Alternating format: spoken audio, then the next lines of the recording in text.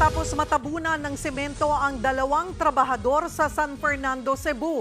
Eksklusibong nakuha ng News 5 ang aktwal na video ng rescue operations. Nasa frontline ng balitang yan, si John Aroa.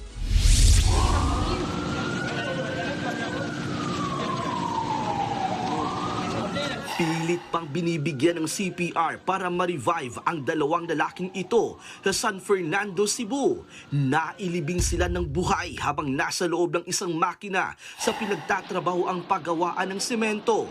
Sinubukan pa silang dalhin sa ospital pero idiniklara ring dead on arrival.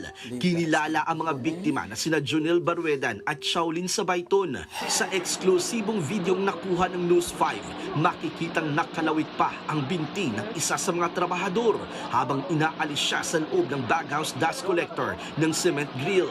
Base sa investigasyon, pumasok sa loob ng makina sina Barruedan at Sabayton para alisin ang nakabarang semento sa loob.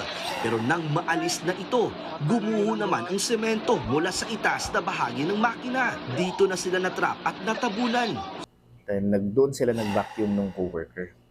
So unfortunately, habang binavacuum nila yun, bumagsak ngayon yung laman galing doon sa taas ng cement grill. Pagbaba, natabunan na sila. Mahigit isang oras ang lumipas bago na-recover ang katawan ng mga biktima. Dahil din sa chemical ng semento, nalaplos pa ang katawan ni Barruedan at Sabayton. Ayon sa mga pulis, labag sa standard operating procedure ng kumpanya ang ginawa ng mga biktima.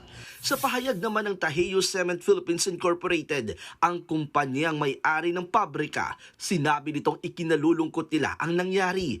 Kasulukuyan na raw silang nakikipagtulungan sa kanilang kontraktor at nangakong sasagutin ang gastusin ng mga naulilang pamilya.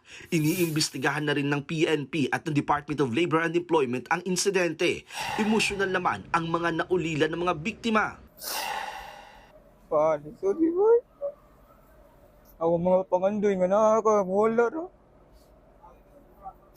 Ganun man to ako nga makitaan mo nga mag-graduate ko nga nakaka. Pero lagi, wala na ka. Tulungan lang yung mga anak niya, sa pag-eskwela. Kahit mga anak na lang para makatapos sa eskwela. Sa ngayon, tigil operasyon muna ang kumpanya. Nagbabalita mula sa frontline, John Aroa, News 5. Mga kapatid, Cheryl Cosim po, huwag maging huli at maging una sa lahat sa balitaan.